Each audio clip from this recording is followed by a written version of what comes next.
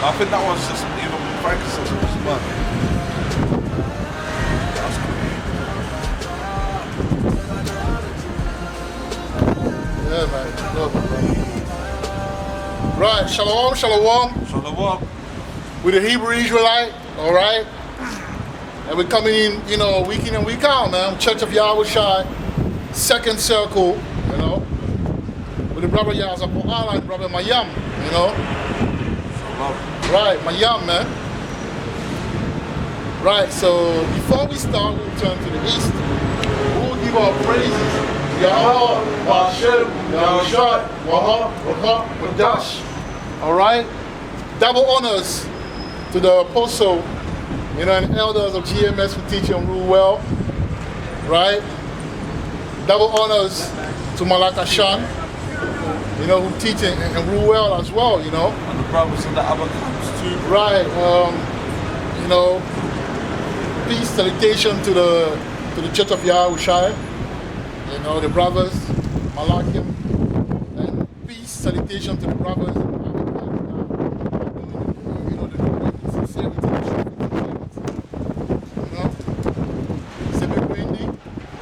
and Shalom Wahab to the brothers and the sisters who are awaiting the return of our Lord and Savior, Yahawashi, Hamashiach. Alright, so. Now we're leaving like that. Right, so we're going to go through it now, man. Come and get this truth. Come and get this truth, man. Two brothers in the car that are looking at us, but they ain't going to stop for 5 minutes and say, inquire, at least find out. You never know, man. Inquire, man. So, yeah,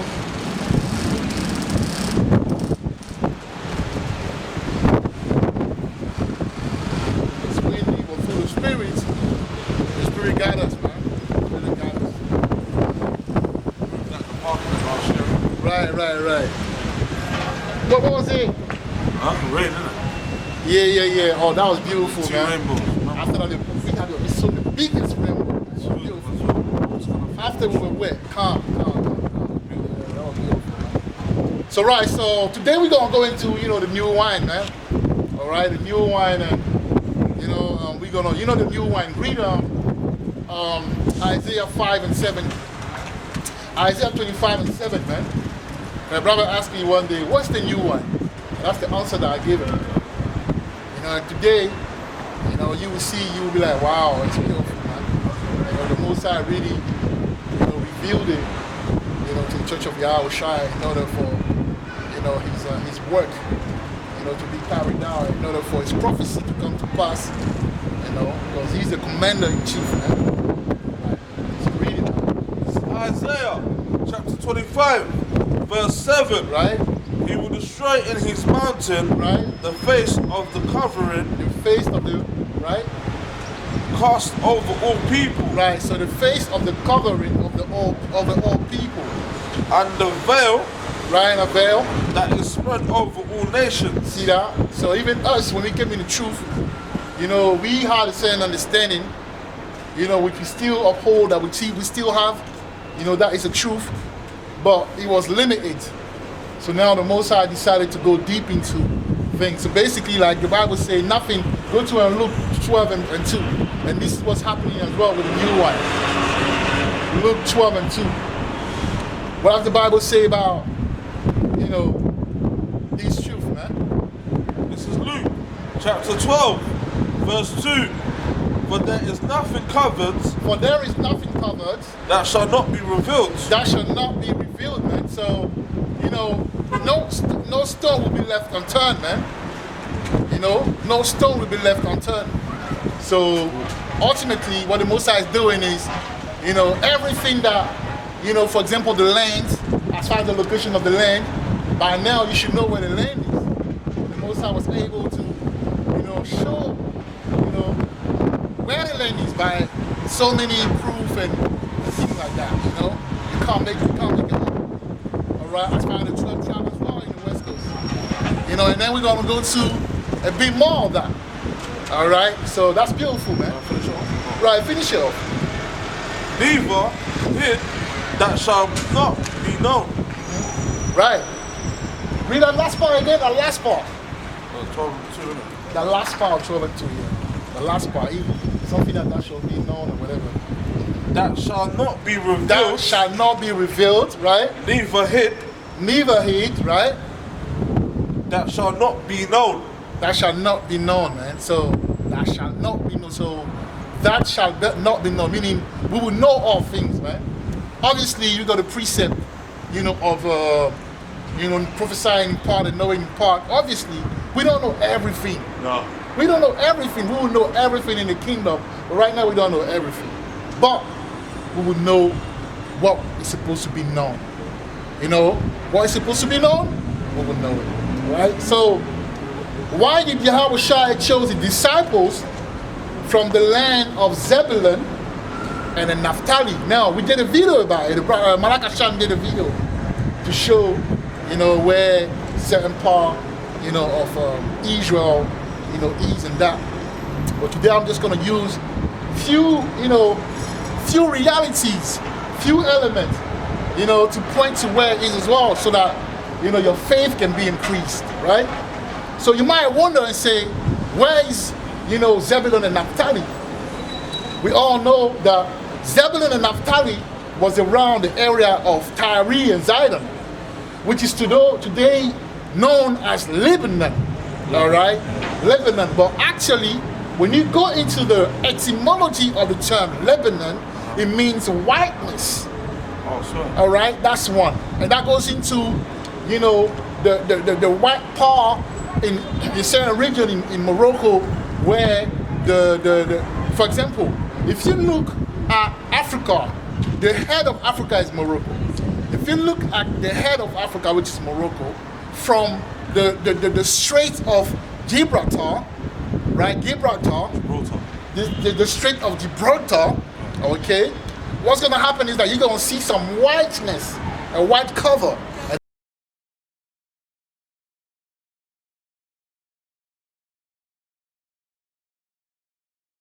That's Morocco, right?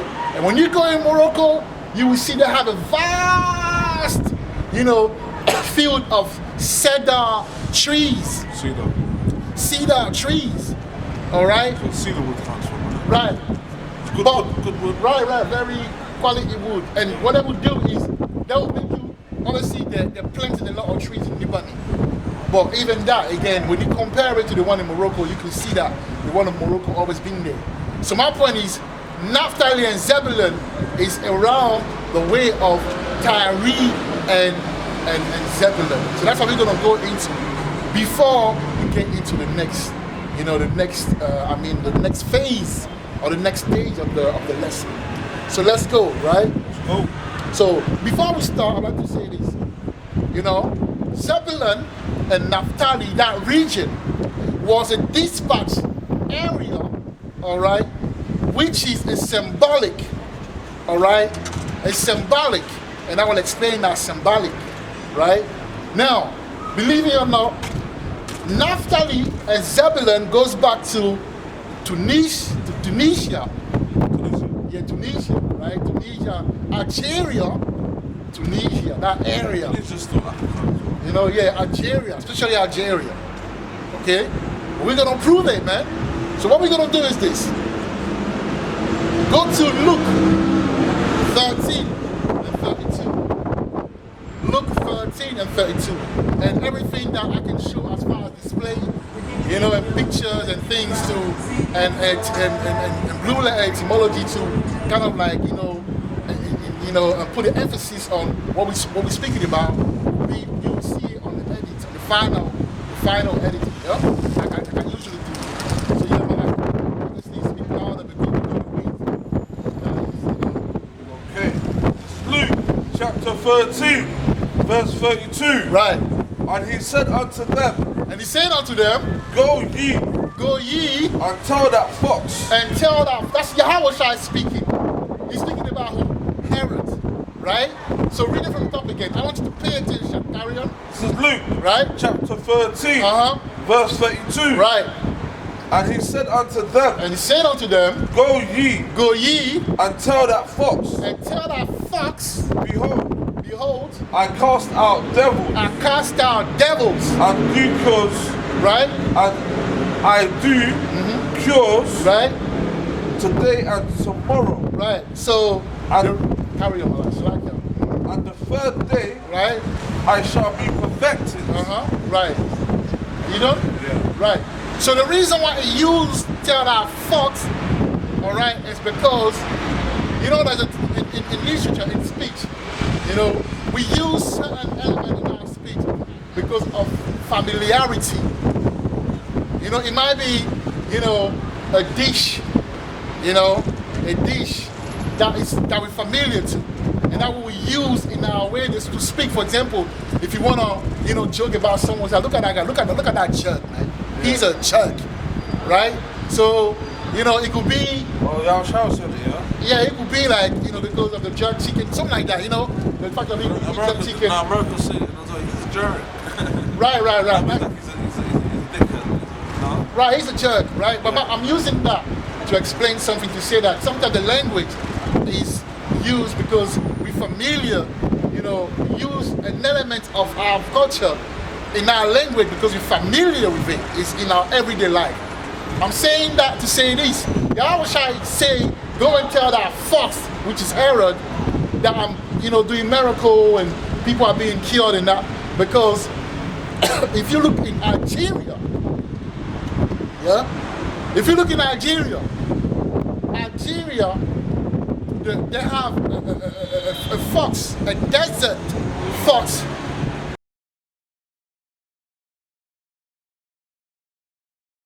That they call the Phoenix fox.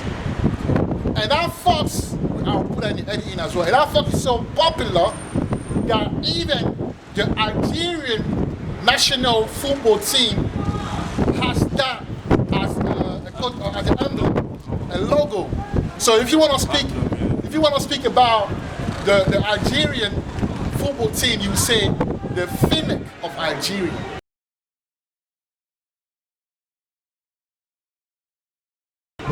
Phoenix, which is the name of that fox. It's a desert fox. Yes. Well, like a coyote or something. Yeah, it's a fox with long ears. You know, it's in that region of Algeria. So he's so famous that they named the national football team of Algeria, they named it after that animal. Phoenix. Right, the Phoenix, which is, I think it's F-E-N-N-E-C, the Phoenix fox. Phoenix. It's Phoenix, so it might be Phoenix. Not Phoenix. No, it won't be Phoenix. Phoenix is Yeah. P-H-O-E-N. Is it Phoenix or It's Phoenix? the Phoenix is a bird. I'm talking about a fox. Yeah? But it's just the name. Yeah, The so phrase is Phoenix. I'm trying to speak it in English. But it's Phoenix, you know? But we'll find out. You know?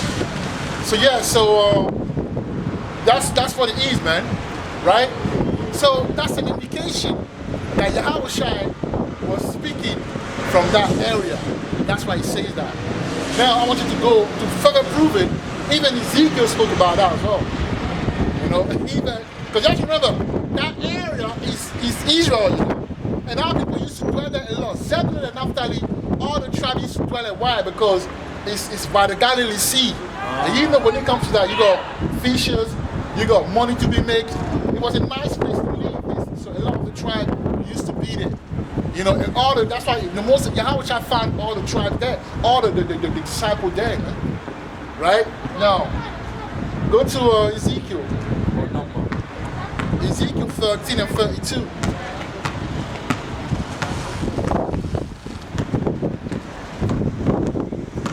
Yeah? Ezekiel chapter 13 and 4, Malak.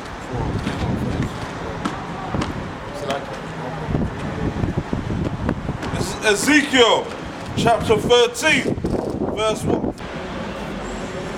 Right. So, read Ezekiel 13 and 4. This is Ezekiel chapter 13, verse 4. Bring that out. O Israel, thy prophets are the foxes See that? Thy prophet are the foxes, carry on. in the desert. In the desert, man. Carry on, is that it? Right. So thy prophet are the foxes in the desert in reference to that area, man. Alright? That area, and only in that fox that you find in the desert is called a phoenix fox and it's found in Nigeria, man. Alright? So that's one, through the spirit, if you really, have that, to get like, let me research it. That's the thing about a new wine. You're gonna have to research it. If you don't research it, you'll be like a fool. You only buck up against it. But you haven't researched it though. Right? I'll give you another one. Let's talk about Mary Magdalene, man. Mary Magdalene, man. I always say that in French, right? So Mary Magdalene and I'll bring all the the breakdown, the etymology, the root word and that and the editing, right? It's about learning, right? So the Hebrew for Mary Magdalene, obviously it's not Mary but Magdalene is Magada Lahana, right? Magada Lahana. And the reason why she was called Mary Magdalene. And it was Mary, but they gave him the name Magdalene because of the area she was from. Okay. Yeah? And we're going to see what area was she from, and we're going to understand it through the Spirit. Right?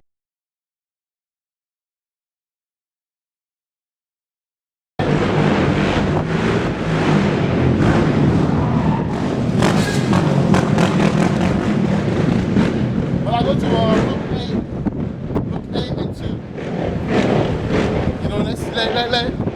let's see what, let's see who Mary Magdalene was and how she met, she got to meet Yahawashi and things like that, right? This is Luke chapter 8, verse 2. Bring that out. And certain woman which had been healed of evil spirits and infirmities, Right? Mary called Magdalene. See that? Mary called Magdalene, like I said before, because of where she came from, Magdala. So no only it will be Mary of Magdala. Okay? It will be Mary of Magdala. Carry on, Malak. Out of whom went 7 devils. How of whom went 7 devils, man? Shall I please? Right, she had an unclean spirit. Right, and Yahawashi, the spirit deliver her. Is she married to Mary? Huh? Not married. Is she related to Mary? No, she was related, I believe, to. No, not the Baptist. To Lazarus or something. That's what she I'm not mistaken, we have to look it up. Mary Magdalene, she followed Yahawashi around. Faithful. She became like, one of the followers of Yahawashi. Yahawashi delivered her, from She had to, because she got healed by Yahawashi. Right, now let's get into what it means, that term Magdala. What does it mean? I'm just giving you the knowledge, so I have to go into the, so go to Songs of Solomon 7:5. Songs of Solomon 7:5.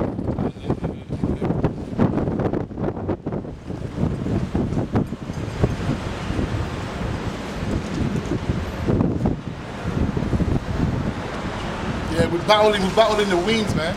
We're battling the wind today,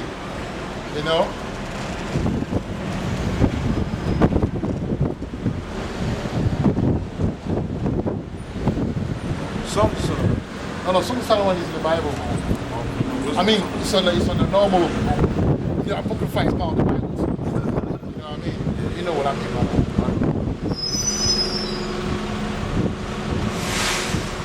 It's an erotic, isn't it? Yeah, but no, obviously, the Bible has many lays. What, 7 and 5? 7 and 5, read it. It's Songs of Solomon, chapter 7, Right? verse 5. Thine head Right? upon thee Uh-huh. is like Carmel, Right? and the hair of thine head like purple.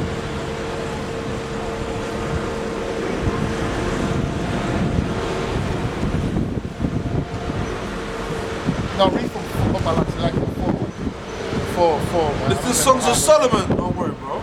Chapter 7, verse 4. Right? Thy neck is as a tower Right. of ivory. Right? Carry on. Thine eyes like the fish pools in Heshbon by the gate of Bath Rabbim. Thy nose is as the tower of Lebanon, which looketh. You see that? At the tower of Lebanon, carry on. Which looketh toward Damascus. Toward Damascus, yeah? Damascus. Right? The tower of what? The tower of Lebanon. Alright? So that's what I'm saying. Thy neck is as a tower of Lebanon. My bad.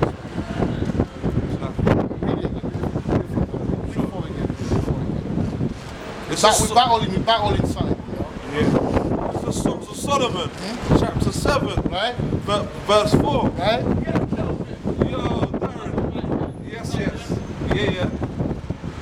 Thy neck is as a tower of ivory. Right? Thine eyes like the fish pools Right. in Heshbon. By the gate of Bath Rabbim. Thy nose is as the tower of Lebanon. Thou knows that the tower of Lebanon. Is as the tower. Right? So that tower of Lebanon is called Magdala. You know, Magdala is known, there's a tower that is known, and it's western shore of the Galilee River. All right? And that's probably, one of the 7, rivers emptying in the Galilee seas, man. Because when the Nile comes down, all right,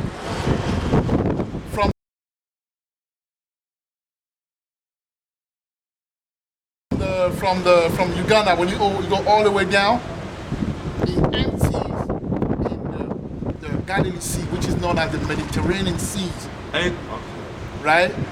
And it branches out near the end in 7 different water streams. So it might be one of them. That's what I mean by that. All right? And when you look at the map, or the North African map, you see clearly the Nile go all the way to the Mediterranean Sea and empty out there. So that Mediterranean Sea, that's where the area of the Galilee is. All right? And that Mediterranean Sea as well, that's where Tyre and Zion is. And the area of Mediterranean, that's where Naphtali, all right, and Zebulon is. But what they did is they're moving from that location to the so-called Middle East, right? To the so-called Middle East. But the thing is, you don't find those foxes, those field foxes, of desert foxes. You don't find them in that area. You find them only in the desert.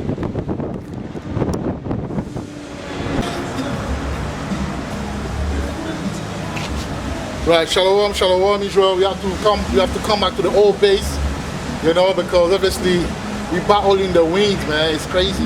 But yeah, we gonna carry them, man. This new wine, it's not even the physical, uproar. It's also the spiritual one, We got angels not even happy on the left hand side, obviously. That's how I know that some people be making some prayers against us, bro. But we always gonna be victorious, because this is a thing of the spirit, right? So I was talking about Mary Magdalene, and I was saying that the reason why Mary Magdalene was named Mary Magdalene is because of the fact that that Magdala come from the place, and that place is like a tower, it's like it means tower, all right. So it's west. What did I say? I say, western shore of the Galilee River, all right. And I was saying that that river was one of the 7 river streams out of the Niles, that come from Uganda and empty in the Galilee seas, So the Galilee Sea is, I think when you go to the Blue Letter, right, when you type Galilee, I think one of the definition is the Mediterranean Sea, all right. And I say for you to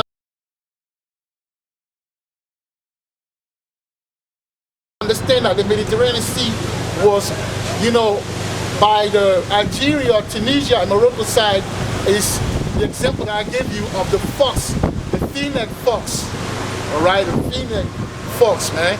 Right? When Yahawashi say, go tell that fox, you know, that miracles are being done and people are being killed. And when, Ezekiel, use that term as well when he say your prophets are like foxes in the desert, right?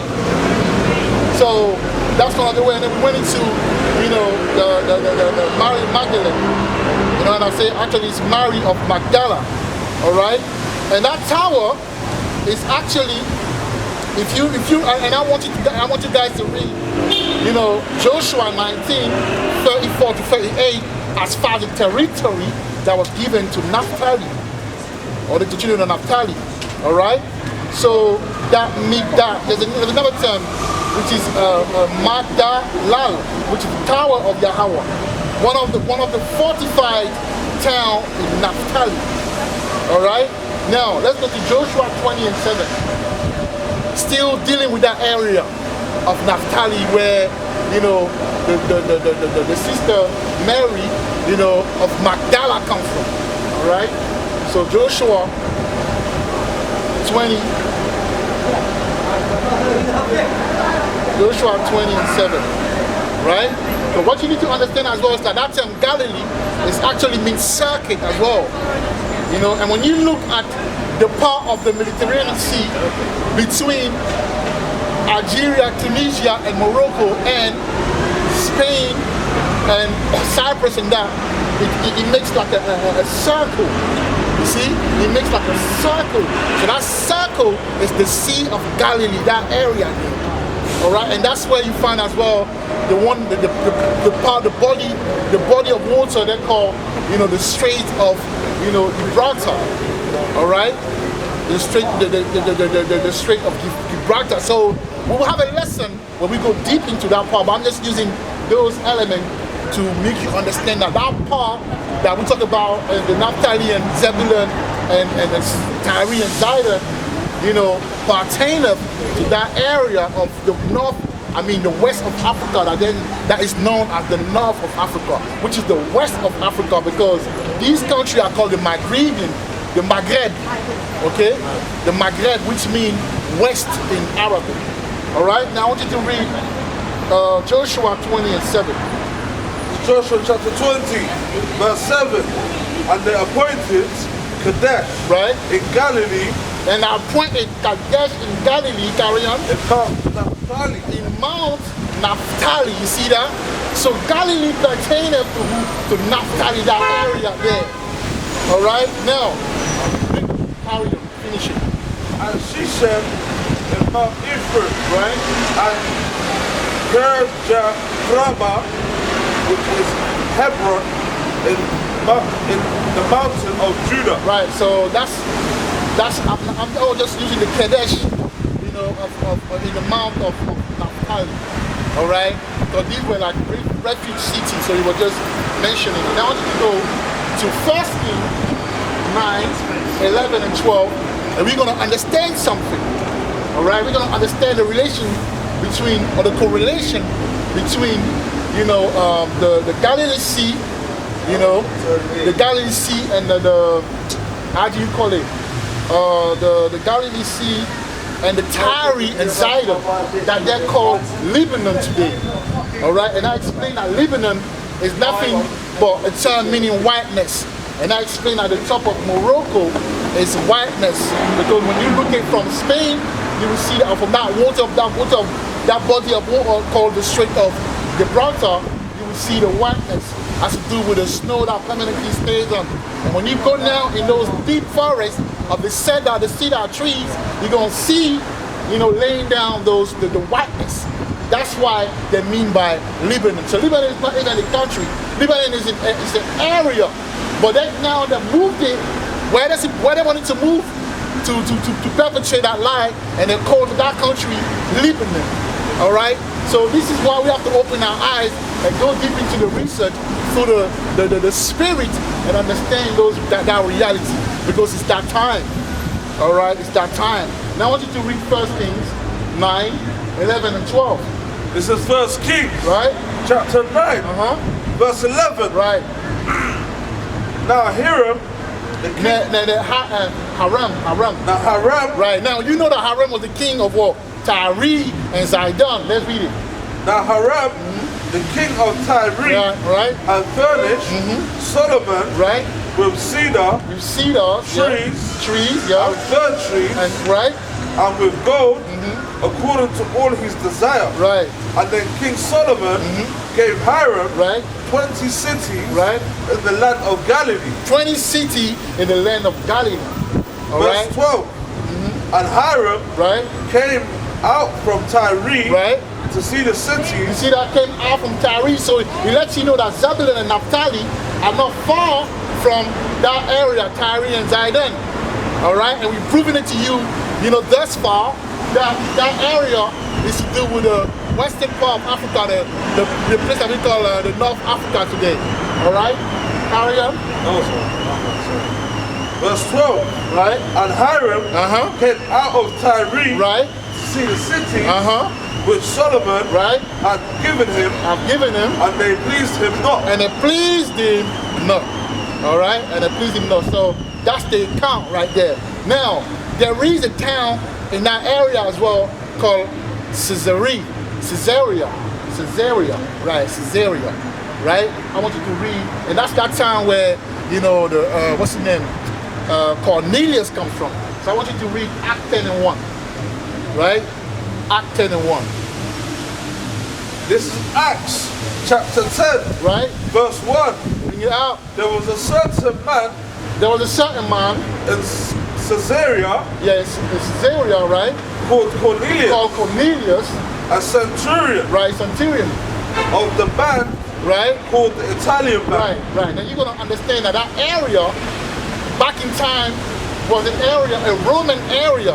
That's where the Carthaginian Empire was as well, right? That's why that name is called like that. Caesarea come from Kaiser, okay?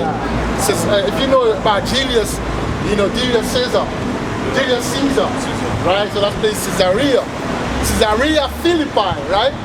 So that place now, when you go into your research, it was named after time. So at some point, they named it, Caesarea of Mauritania.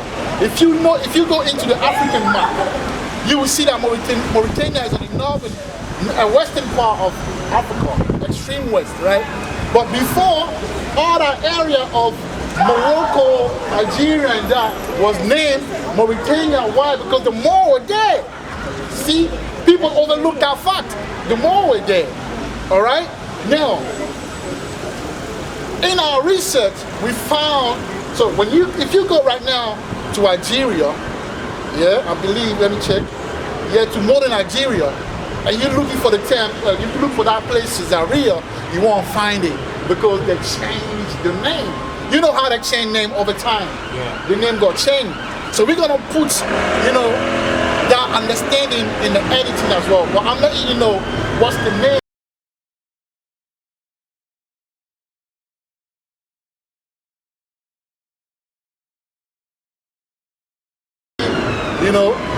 Of that town now. Today, the name is called Churchill. Cherchell. Churchill or Churchill, right?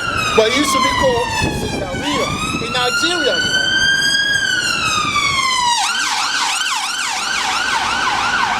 So what they did, they're trying to cover, but we're gonna uncover the truth. We're gonna bring it out to reality, right?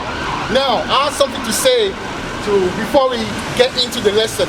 I have something to say for the brothers that doubt the new wine. So I say this: for you brothers refusing to drink this new wine, you will drink it. Go to Jeremiah 25, 27, 28.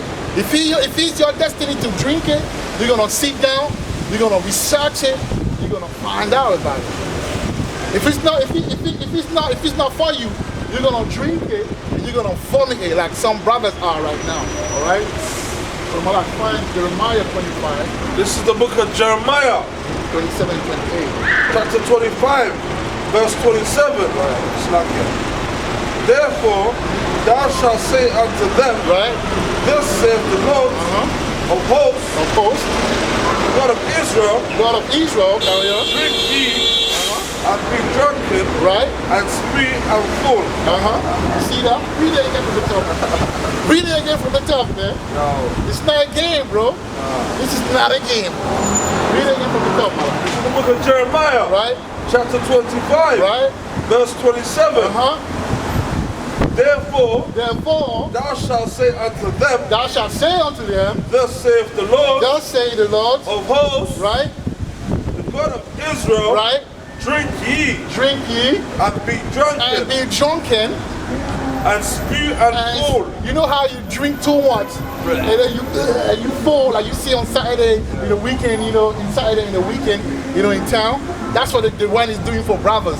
Some brothers reacting bad, It's like that. Some brothers reacting bad, all right, to that strong wine. Now, 28, reading. And rise no more, man. because of the sword which I will send You see that? among you. So if you go against the new wine, you're going against Yahawashi and Yahawashi, man. So be ye very careful. Okay? You done with that? No. Verse 28. Bring that out. And it shall be, if if they refuse to take the cup, they refuse to, take the cup right? at thine hand to drink, Right. then shalt thou say unto them, Right? thus saith the Lord of hosts, Right? ye shall certainly drink. You shall certainly drink. So things will happen where a lot of you brothers that don't want to read the new wine, you find yourself reading the new. Don't want to accept the new wine, you find yourself drinking the new wine. Especially if you're destined, to drink it. All right? So now, this minor, Yahweh is serving you this new little, this new wine, little by little, but you refusing to drink it. So eventually, when the glass gets full, he will get a gallon, and he will fill it up. He will fill up the gallon. He will fill it up with wine. All right, and that him filling it up with wine represent the measurement of his patience. If the gallon gets full and you don't drink it, then he will force it down your throat. Because things will happen that just like when the water came, a lot of people was bugging out. A lot of people didn't like it, but today, here we are. How many of us know about the Israelite, the tribe of Judah, Levi, Yahawashi, Yahweh is black. But in the beginning, people rejected it, but they ended up drinking water, man, and they can't get enough. Same thing for the new one. Moving on. So the term apostle means sent away. All right, that's what it means. See, the 12 apostles in the Bible, they were sent away. All right, it means sent away. Now I want you to go to Matthew 4 and 12. No, Matthew 4 and 13. And we're going to see, from where, Yahawashi started his ministry, or gave his ministry. And you will see that it's the Galilee, man. There was a lot of, it was an area where they had like a seaport, there was, water, there was a lot of sheep. So Zebulon goes back to the haven of sheep. All right, and Naphtali goes back to, Naphtali is a hind let loose, because they're quick on their feet, right? To read, but there's a reason why, you see. So the Most High is very intricate, man. And that's what the new one is bringing to, for you to understand what you're doing. What's the depth of what because you're going out there to do the work. You're calling yourself an apostle and of the Lord. But I want you to understand how you started, how intricate, and how deep, and how symbolic, this ministry is, man. You see, that's why you got the brother Mayam. Mayam means water, man. In order for me to preach this gospel, for it to reach the word wide water, I need Mayam. I need a Zebulon guy that will bring me, to the sheep, that will carry, the road. It's all spiritual, man. So read it, man. Read Matthew 4 and 13. This is Matthew, chapter 4, right? Verse 13. Bring that out. And leaving Nazareth, he came and dwelt in Capernaum. So start at 12, man. Start 12. So we can get the context of it. Yeah? This is Matthew chapter 4, Right? verse 12. Right, bring it out. Now, when Yahawashi had heard Right? that John was cast into prison, Right? he departed into Galilee. Right? That's probably good. Verse 13. Right? And leaving Nazareth, he came and dwelt in Capernaum, Right? which is upon the sea coast, in the borders of Zebulon In the border of Zebulon, carry on. and Naphtali. And Naphtali, see that? In the border, read that part again about the coast of sea. I like that part. That's the Galilee, you know. That's north of that area. Tunisia, Algeria, Morocco, man. You know? How you doing? You alright? You right there, sis? Okay. Respect. Respect. Yeah, man, like, bring it out, man. Like, Verse bring it 13. Verse 13. And leaving Nazareth, he came and dwelt in Capernaum, Right, he came and dwelt in Capernaum, carry on. which is upon the sea coast, Which is upon the sea coast, see? The sea coast, carry on. in the borders of In Zebulon. the borders of Zebulon, In the borders of Zebulon yeah, and Naphtali. and Naphtali, yeah. Now I want you to go to Isaiah 9, 1 and 2. You know, because you know the Most High is always, for the Christian that don't love the Old Testament, they all start from there, man. That's a prophecy that's actually it's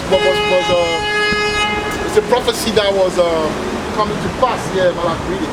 9 and 2. Yeah. Isaiah 9, 1 and 2. This is Isaiah chapter 9, verse 1. Nevertheless, the dimness shall not be such as was in her vexation. Right? When at first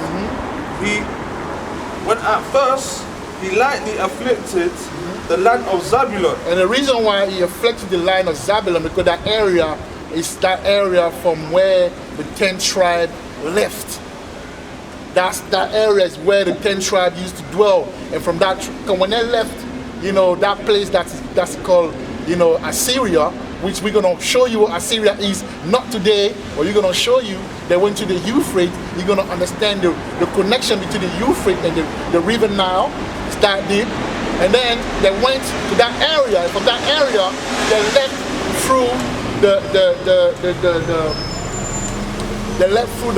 the strait of Gibraltar, man. Okay. You know, for the strait of that strait, that narrow strait, man.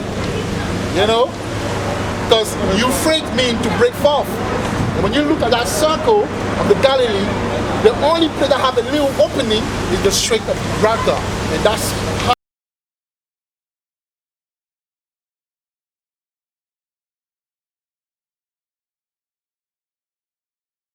how they got, you know, from that area to the north of Atlantic and went to America.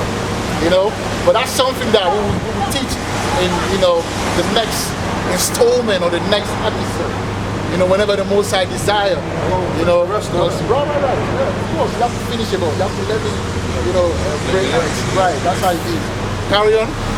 That's fine. When at first Right? he lightly afflicted the land of Zebulon Right? and the land of Naphtali, Right? and afterward did more grievously Right? afflict her Right? by the way of the sea. By the way of the sea. See that? Yeah. Afflicted by the way of the sea, meaning they went through that place, and that's how they were sent. That's when they went to America. You understand what I'm saying? That's how they went to America. So the Most High now is putting Yahawashi there now to reach this pattern. So in order for you to remember, Israel was scattered everywhere. In order for you to get somewhere at that time, you need water and ship to get where you're supposed to get. That's why Paul will be between two ships, always going from one place to the next place on ship. All right? Minor Asia, you know, because all of these things, you know, when you say Minor Asia, right, that's Europe as well. All right, that's Europe. You know, so it all makes sense. Read them out. Is that it?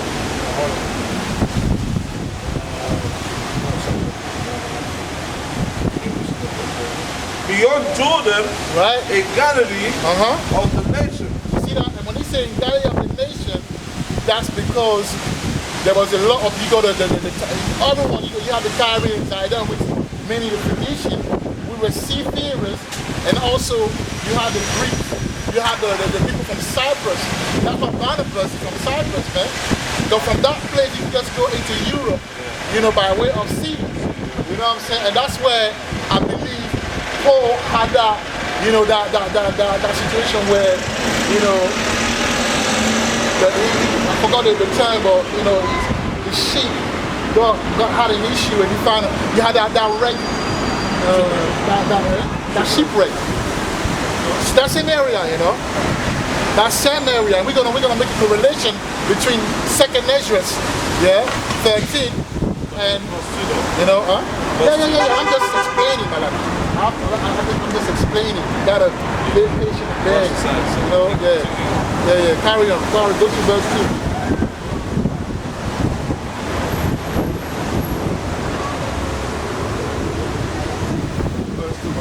Verse 2. The people that walked in darkness, have seen a great light. You see that Yahawashi was that light, because even at that time, you know, our people were scattered, man. You know, and there was a lot of heathen around that area. You know, the Edomite were there. You know, the Phoenician were there. You know, the Hamite were there. But remember, in Second King, I believe 17.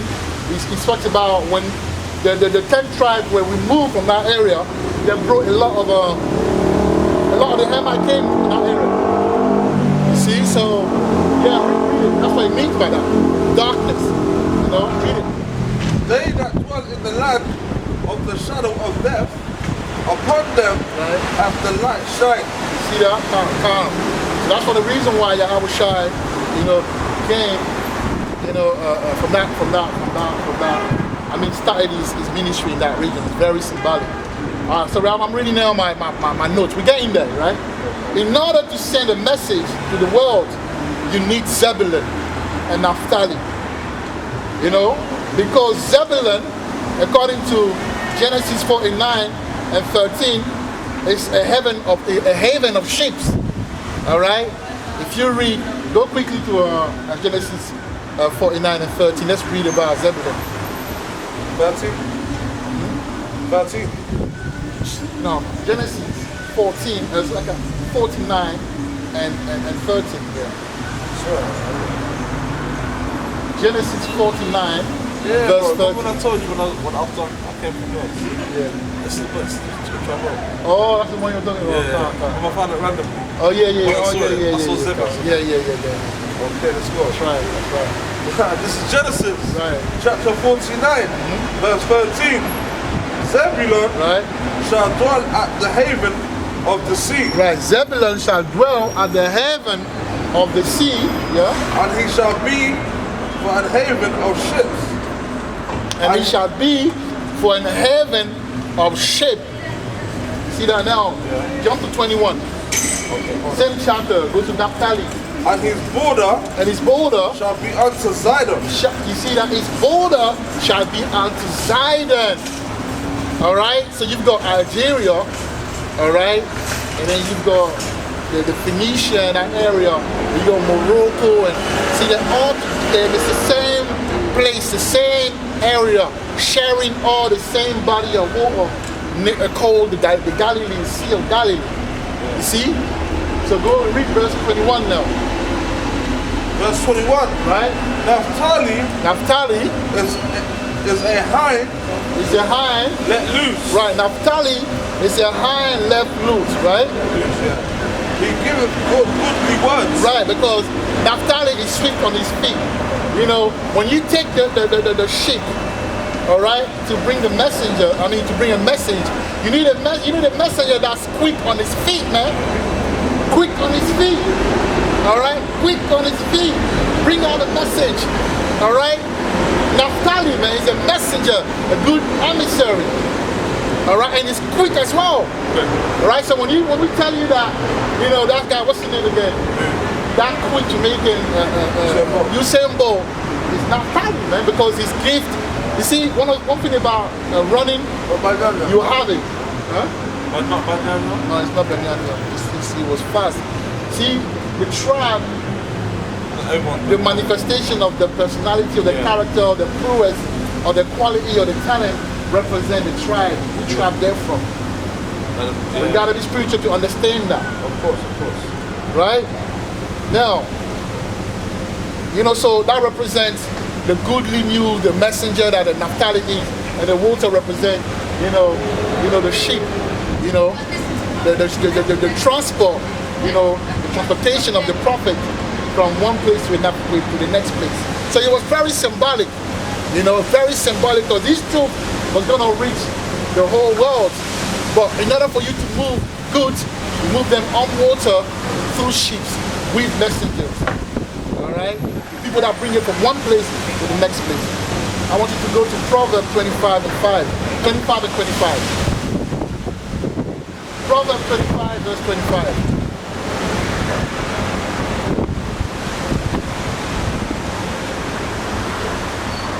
Proverbs 25, verse 25. This is Proverbs chapter 25, verse 25. Read that out. As cold waters to a thirsty soul, right? So is good news, right, from a far country. You see that? So it's good news from a far country. And who does that? The messenger, man. So, messenger from a far country, just as good as having cold water with the thirsty. Right. That's refreshing. That's what we're doing today, man. We start from that place. Algeria, Morocco, Tunisia, from that place, through the Galilee Sea, we went into Asia Minor, Europe, and today, here we are today. We went all the way to America, and things like that, through the 10 tribes as well, the 11 tribes, but they brought that part of Hebrewism there as well. See that? All from that part. So the only right that Yahawashi started ministry in that area. See that? Right. So now go to, I want to point out for 2 Corinthians 5:3, NLT version. Now the NCV version, not NCV version.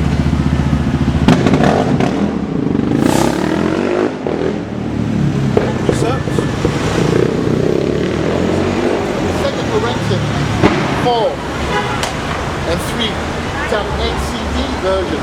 Let's see what it says.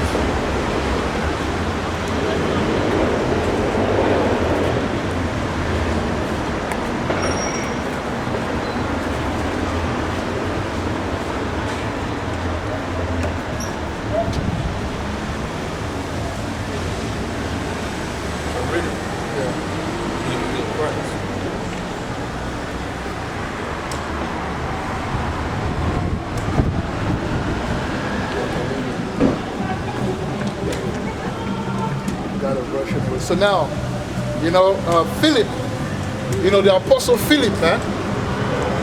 Philip, we're going to prove to you that it was from Zebulon, because you have to understand that Caesarea Philippi, that's a place in Zebulon and thing, So go to Acts 8 and start maybe at 25. Let's see. At 8, start 25. Let's talk about Philip.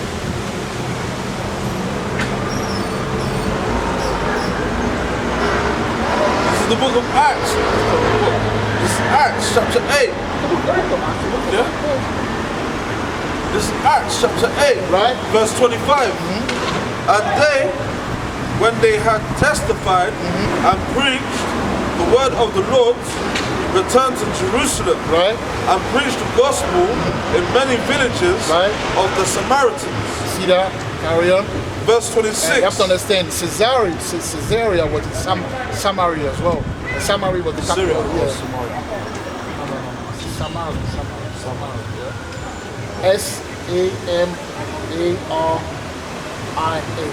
Samaria. I'm not talking about no Syria. Not Syria. Samaria. Carry on. Verse 26.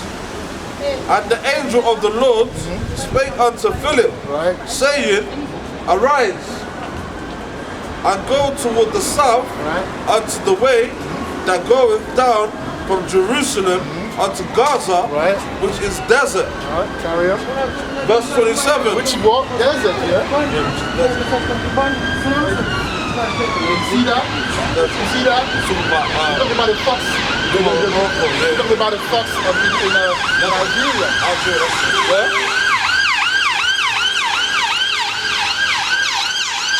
it's all mounting up, man. It's all coming together. We were talking about the foxes of the desert, right? Yeah, hearken, people, hearken. Carry on. Verse 27. And he wrote, Salakia, and he arose Right. and went, and behold, Right. a man of Ethiopia, A man of Ethiopia, which is a Jake. Yeah. Right, carry on. and Enoch, Right. of great authority, Eunuch, or something. Eunuch, eunuch. yeah. and eunuch of great authority, Right. under Candace, Right. queen of the Ethiopians, Right. who had the charge Right. of all her treasure, and had come to Jerusalem Right. to worship. Verse So that 28. only an Israelite will go to Jerusalem to worship. A heathen has no business going to Jerusalem and worship. Okay? Carry on. Verse 28 was returning and sitting in his chariot. Right? Read Isaiah. Right? Isaiah. Read Isaiah. Yeah. Okay. The prophet. The prophet. Verse 29. Then the Spirit said unto Philip, go near and join thyself to this chariot. Right? Spirit led.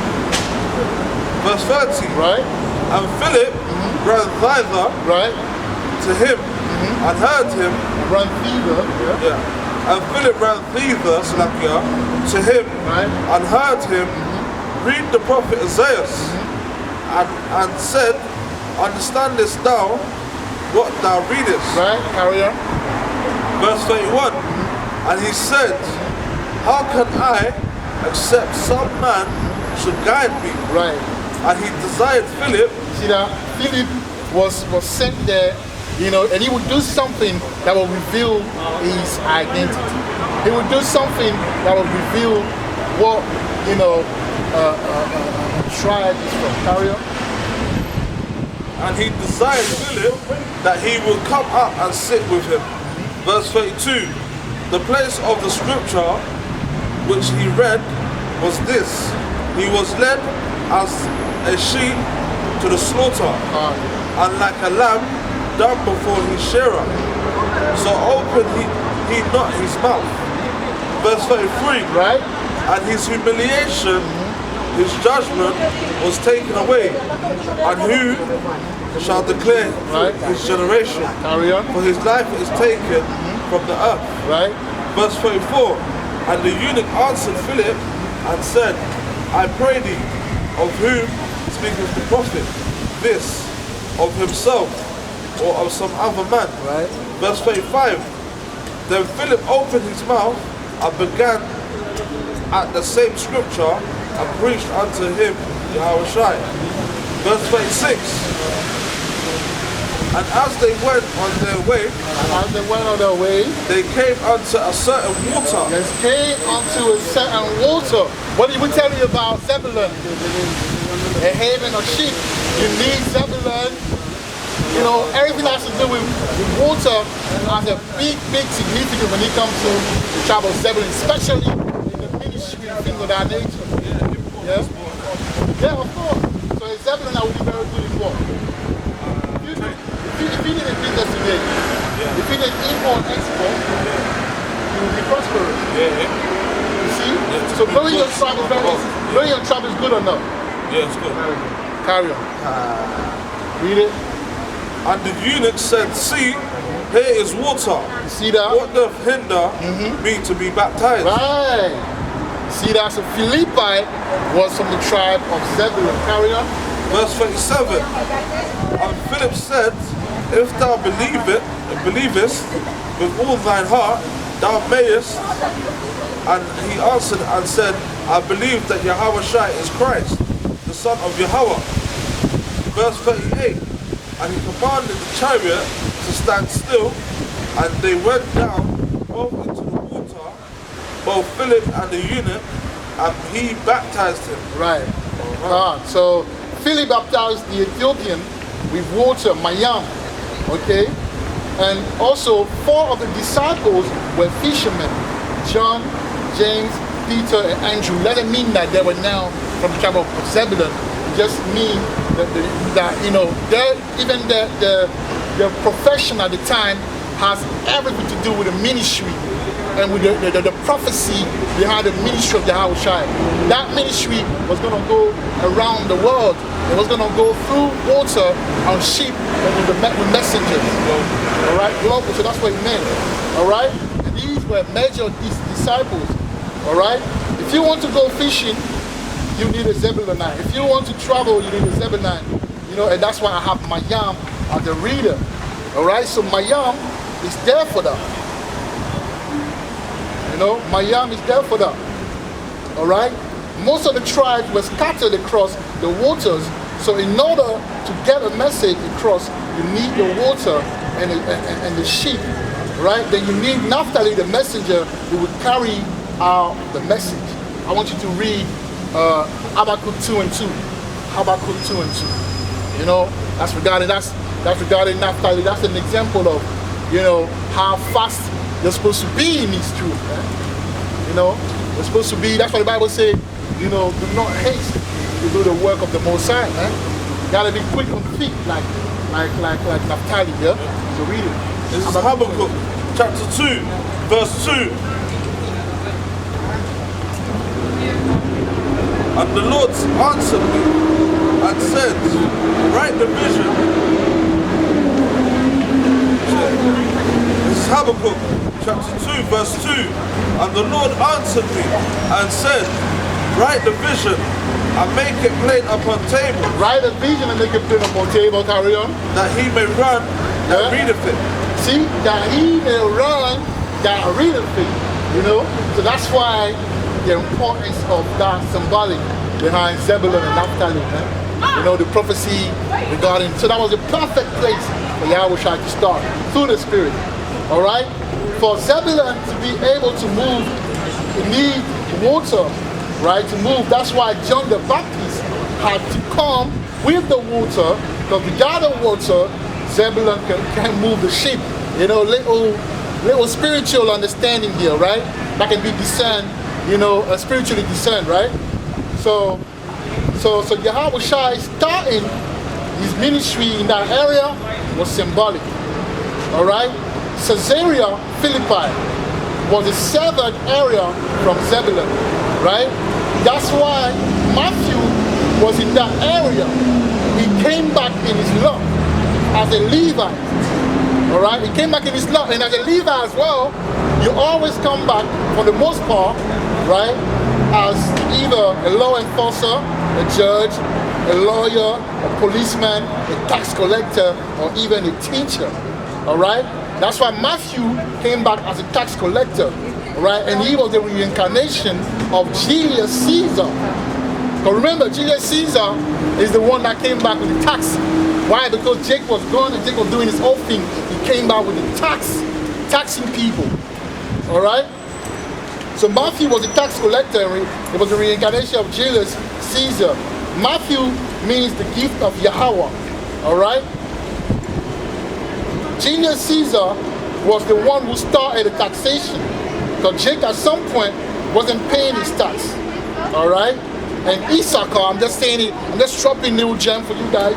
And Issachar goes around cleaning the streets and the public and doing other public work. That's why a lot of these Issacharites in Rome were called Publius, like Publius Severus Septimus, which goes back to public servant. And that's why you see them Issacharites in America, you know, they do what? Hard work.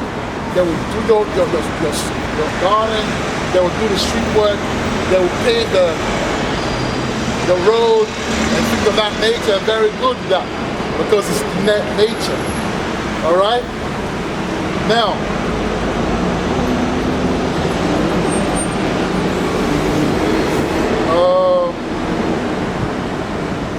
so I say, Obviously, Matthew is Matata Yahweh.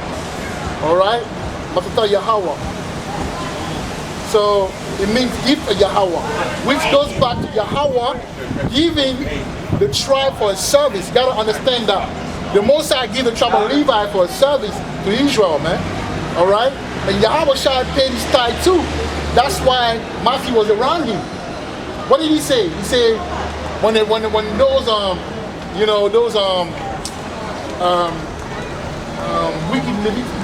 Levi came, those Pharisees, when they came, what did they say? They wanted to trick him with that coin.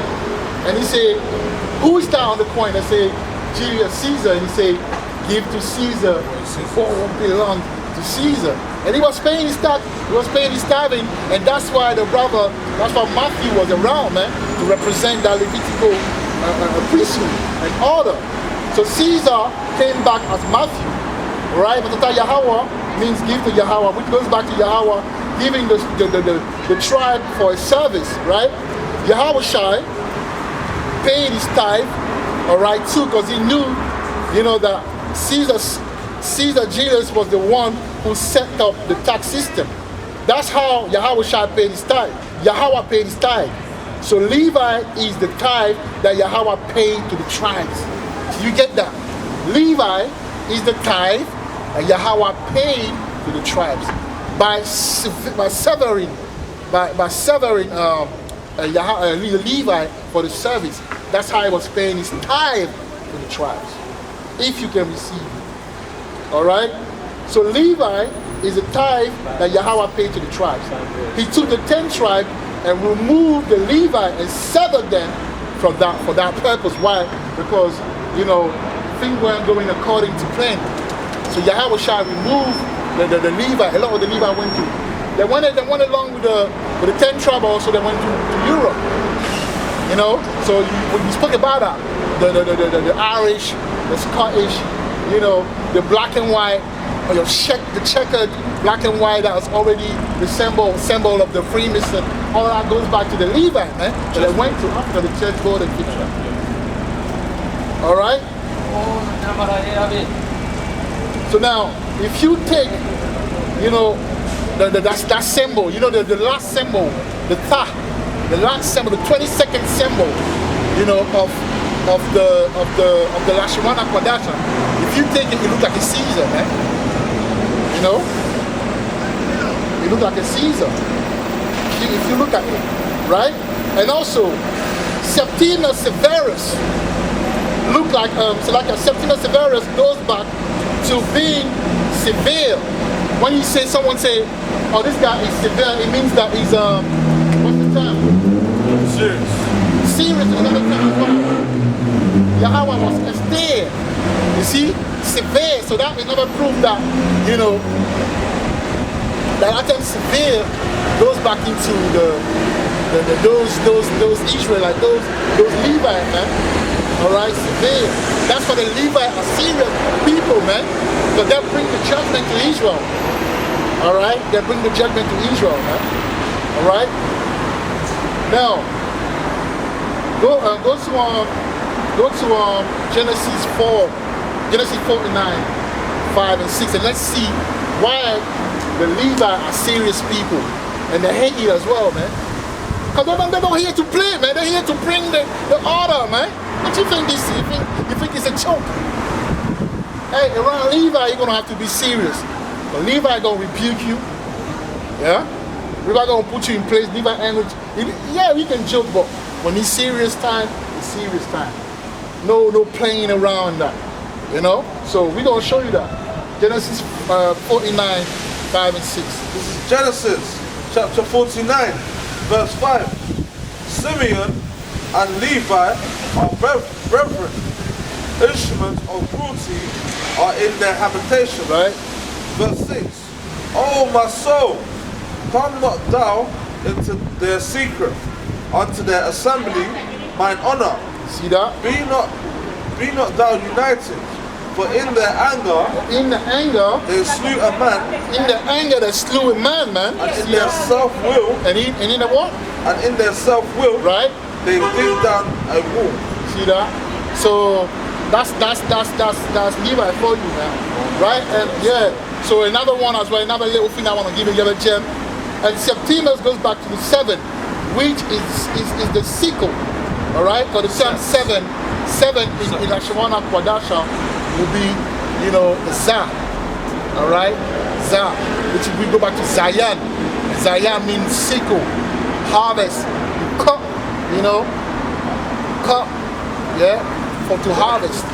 Alright? And we in that time as well. Alright? We in that time. That's why I build that element. Now, let's talk about Peter, man. We're going to talk about now the 12 disciples, including Paul. Alright, including Paul. So let's talk about Peter now. So King David was Peter reincarnated. That's why Yahawashi called him Cephas. Alright? If you go to John 1 and 42, if you remember, Yahawashi called Peter Cephas, because when he saw Peter, he knew through this, just like he knew that John the Baptist was Elijah. That's how he knew that Peter was, you know, King David, man. That's why he called him Cephas. Let's go. Let's go to this way, Shane. Yeah, read it, man. This is John chapter 1, verse 42. Right?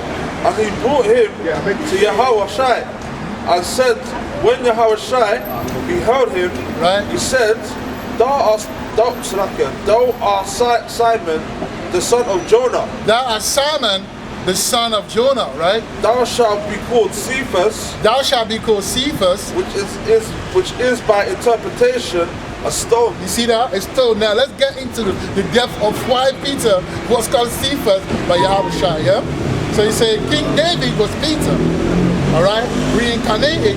That's why Yahawashi called him Cephas, which is stone, which goes back to the stone that was used to slew Goliath, all right?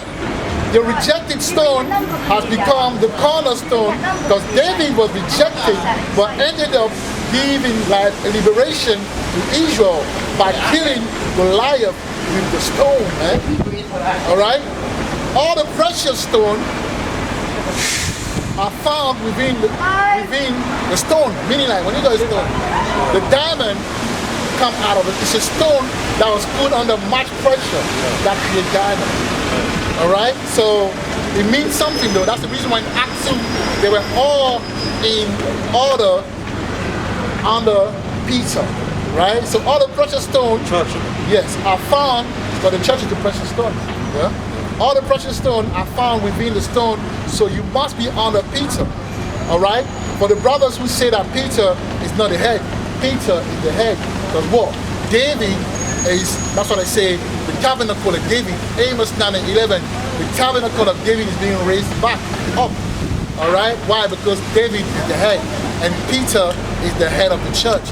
So Peter came back, David came back as Peter. Alright? Peter came back as David, right? Oh. David came back as Peter. You don't get that? Yeah. And also, Yahawashi will use the stone to destroy the nation. I want you to read Daniel 2 and 43. Daniel 2 and 43.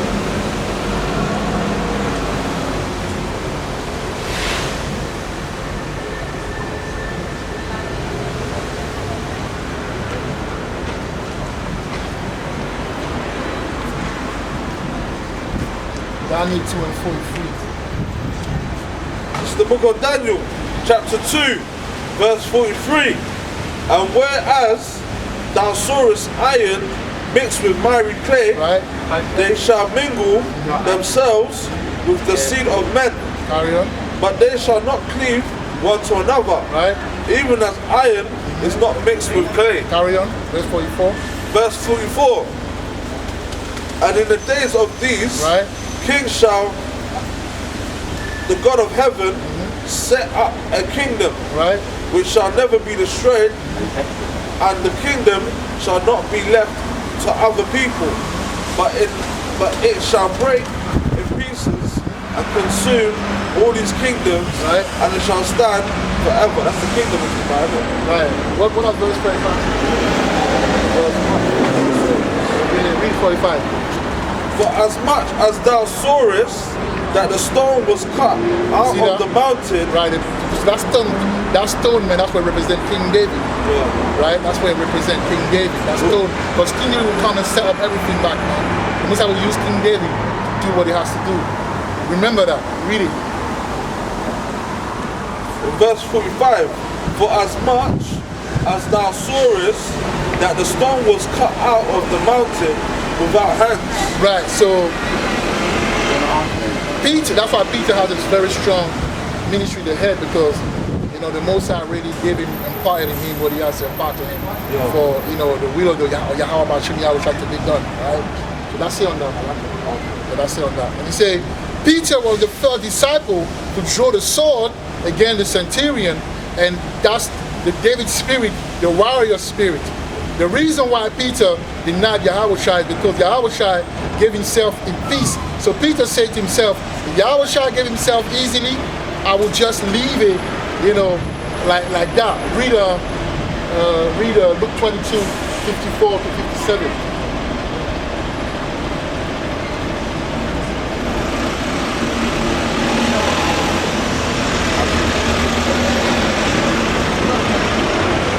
This is Luke chapter 22, right, verse 54. Then took they him and led him and brought him into the high priest's house. Right. And Peter followed afar off. Verse 55. And when they had kindled a fire in the midst of the pool and were set down together, Peter sat down among them. Right. Verse 56. But a certain maid. So Peter was following Yahweh. He didn't run away. He was following. Read it, man. Verse 56. But a certain maid beheld him as he sat by the fire and earnestly looked upon him and said, this man was also with him. Yeah, woman, ain't it? Woman. Yeah. So when that happened, and he saw Yahawashi was like, he didn't resist in that. He was like, okay, I'm just gonna, because think about it, if Peter now was trying to be, Peter would have been killed, and who would have been the head of the church? So he used wisdom. And that's what David did as well, when he had a situation when people recognized him, and then they wanted to kill him, and he acted like he was crazy to get away. He always used wisdom when he came to it. Yeah, read verse 57. Verse 57. And he denied him, saying, woman, I know him not. Right. Verse, the last one. I say, so he was using wisdom, right, to get off. So right, and so that's how it is. To say, let's say he was afraid and confused, and also he had to leave to be able to set up the church. Matthew 16 and 19. You got to think, if Peter didn't, even me at some point was like, the Most High wanted to humble Peter, but it was but he wanted to. But remember, Peter was like, no, man, we riding, But after that, but he understood that, bro.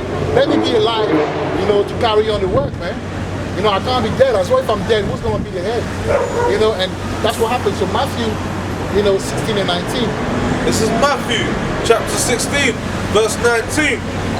And I will give unto thee. Right, and I will give unto thee the keys of the kingdom of heaven. The keys of the kingdom of heaven.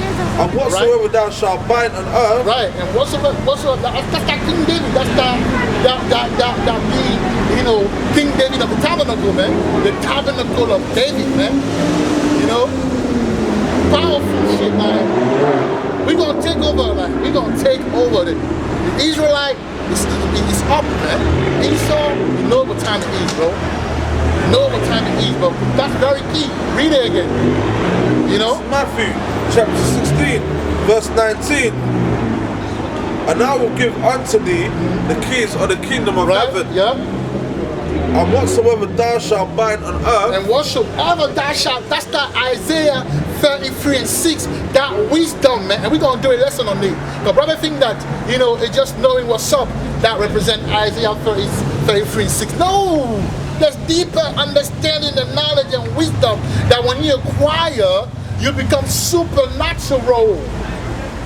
That's what when you talk about Isaiah 33 and 6, that's what we talk about, you know. That's what we talk about, you know. So, you know, it's going to be beautiful, man. It's going to be beautiful, carry on. shall be bound in heaven. Right? And whatsoever thou shalt loose on earth shall be loosed in heaven. Right, so, like I say, let's say he was afraid and confused, and also he had to leave to be able to set up the church. Because that wouldn't have been done if he didn't use that supplanting method. You know, supplanting method, right? Israel supplanter, isn't it? Is Israel supplanter? Maybe not. Right, so, you know, Peter was also How about saying Judah. Peter was Judah. Andrew was the brother of Peter, right? Peter was from the tribe of Judah, all right? Peter was the tribe of Judah, obviously, because King David is Judah, right? And Andrew was, you know, was his brother. That's the brother of Peter. So Andrew means mainly, and it goes back to the Gabarara, you know, meaning like the warrior, Gabara, you know, the warrior, because obviously his brother is the warrior, so through the spirit, he's the warrior also, man. Come from that lineage of warriors, you know. So Andrew means Gabarara, which is you know, warrior, because King David was a great warrior, man. You know, remember King David slew 10,000? That's what he goes into. All right? Now, we spoke about King David, we spoke about Peter, we spoke about Andrew. Let's think about Thomas now. All right? Come here, man. I want you to face the show. I know. Right, so he said, Thomas. He needs to see the sign to believe. But that goes back to the moon cycle being a sign, because Issachar deals with the sign in the Shemayim. All right? And you know the precept, I believe, is in the 1 Chronicle 12 or something like 33 or 32. Look it up, right? That's your exercise, right? So he needs to see the sign to believe, but that goes back to the moon cycle being a sign, because Issachar deals with the sign in the Shemayim. So you see, the reason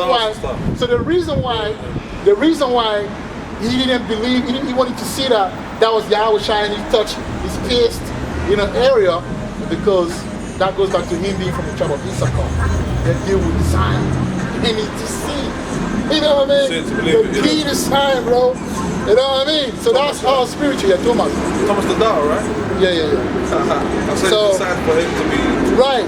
Like so. Right? So say the name Thomas, and also through the spirit, yeah? Thomas, look at this. Thomas, all right? Tom could be the tom-tom, which is the sat-nav, a modern clue. We need a sat-nav to navigate, to know where we're going, and he can tell you this, take you the time as well, right? So why would I call it tom-tom instead of just tom, right? But it goes back to the tom-tom, goes back to twin, right?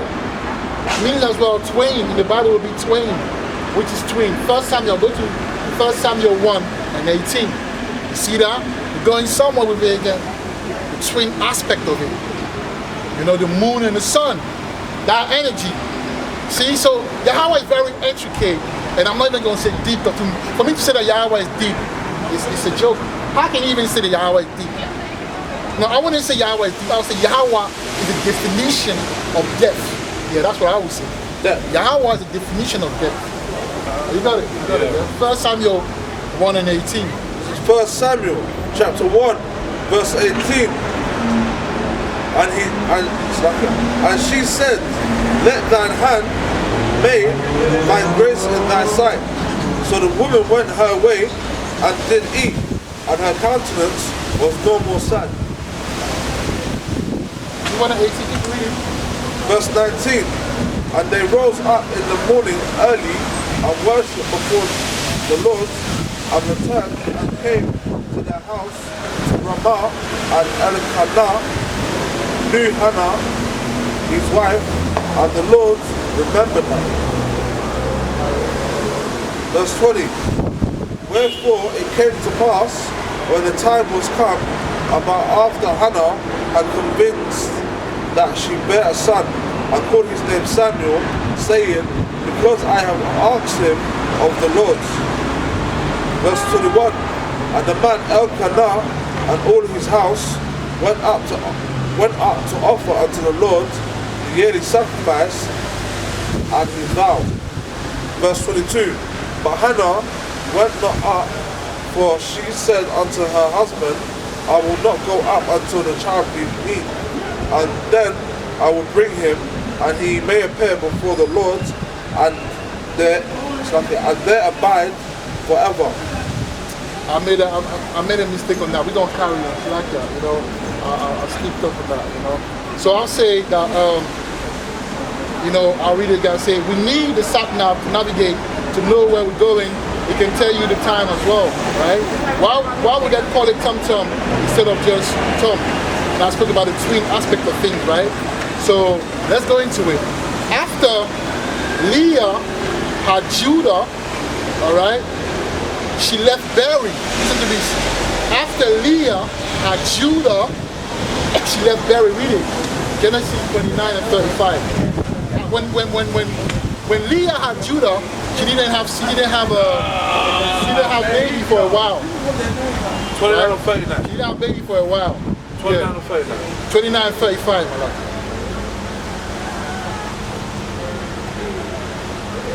29 and 35. Let's break down the twin, you know, that twin, you know, analogy and understanding. This is the book of Genesis, chapter 29, verse 35. And she convinced again and bare a son. And she said, now I will praise the Lord. Therefore she called his name Judah and left Barry. Right, see that? Left Barry. Meaning, you know, she didn't have, you know, she didn't after that for a while. Yeah? So I say after Leah had Judah, she left Barry. After she had Issachar, that was the second time coming into conception, right? So she didn't have children. So they had the first batch, I believe, Levi, Judah, and I don't know who else. Is it Reuben? Yeah, Levi, Reuben, and Judah. No, Reuben was the first one. Oh yeah. So after that, she didn't have women. She didn't have. That was the first. You know, the first. A step of her, or the first stage of her, or the first season of her having her children, right? After Judah, now she was left bearing, but then she came back after a while now, and the first child that she had was Issachar. That was the second time. You see the second, the one and the two, all right? The second etymology regarding the understanding of the twin. The reason why I say that because we don't understand it when I speak about the moon and the sun being twin. But I'm just using that analogy. To be honest, it's a bit too deep, but if you can catch it, yeah? So I say after she had Issachar, you know, that was the second time coming, right? The second time. So the first time coming into conception was Reuben, Levi, Judah, I believe. The second time coming in the conception was starting with who? Issachar. All right. So the sun comes in first, and the moon comes after. And also, Thomas didn't believe in the second coming of Yahawashi. Yahawashi's birth was the first coming. His second was the resurrection, and the third one would be his return. Twin in Hebrew is Shanayam, and Issachar, which is Yashashakara, you know, has two shas in it. See, Yashasha. So Yashashakara has two shas in it, and Sha goes back to teeth. All right, and that's a twin, which also go back to the baby teeth. That's why the baby, they always have those two sets of teeth, man. all right, which also go back to the baby teeth. It comes in pair. Yeah. It comes in pair, you know, or it's twin, and it goes back to the two or the three witnesses. You need two or three witnesses. Deuteronomy 19 and 15. You see that? The correlation. See? 19 and 15. Correlation. You know? That's that new wine, man. You sit down and try to understand the depth of Yahawashi. 19 and 15. You will open your mind to something else that's coming down the line. Gotta train yourself to understand the depth of Yahweh that will train up your mind to get the next thing that's coming. Alright? Without that, it will be difficult because you'll be left in confusion. You won't have clarity. So force yourself, for those who love to watch it, force yourself to understand it. It's important. You have no choice. Right? Yeah, Deuteronomy 19 and 15.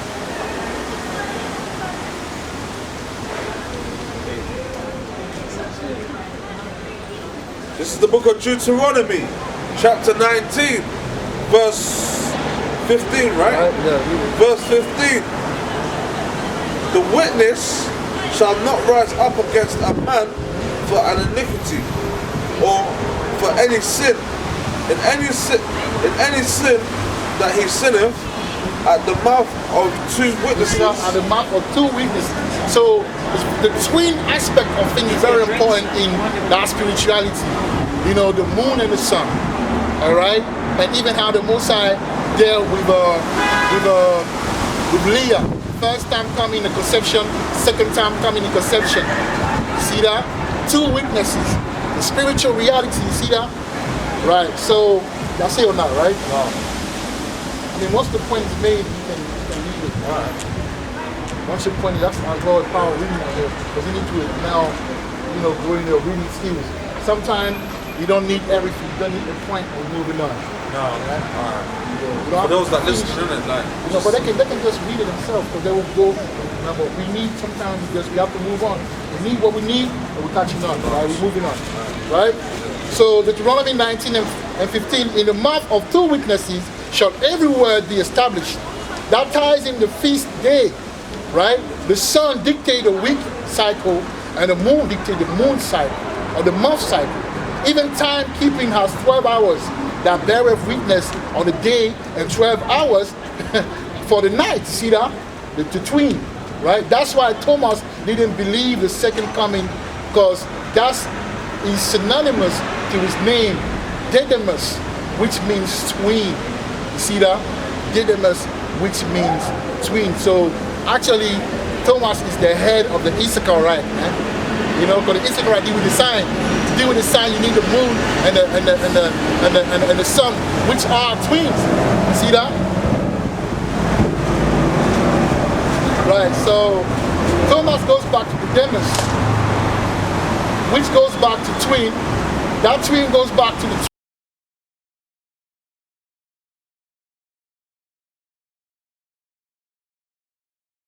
twin being the sun, but the sun and the moon are twin.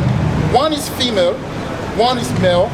The sun is male energy, and the female is and the moon is a female energy, right? And it's called fraternal twins. You've got boy and girl twin, they're called fraternal twins, right? So that's why the man is always ready to go, and also the man needs 12 hours to get clean, and that's the sun cycle. A woman, on the other hand, needs more time to get clean, right? Leviticus 15, all right? Thomas deals with sign in the Shemaiah, 1 Chronicle 12, I believe 33, all right? Oh, that's the guy. I didn't even recognize. Right, now let's go into James and John now, the sons of Zebedee, right? Yeah. So James and John, the sons of thunder, which is Ragazah, all right? Let's take into account, all right, Zebedee. Zebedee was the father of James and John, and that is symbolic with the sons of thunder. It's like, and that is symbolic to who the sons of thunder are in reincarnation. Through the spirit, we know what tribe they are. Zebedee, my gift, root word, and then root word again.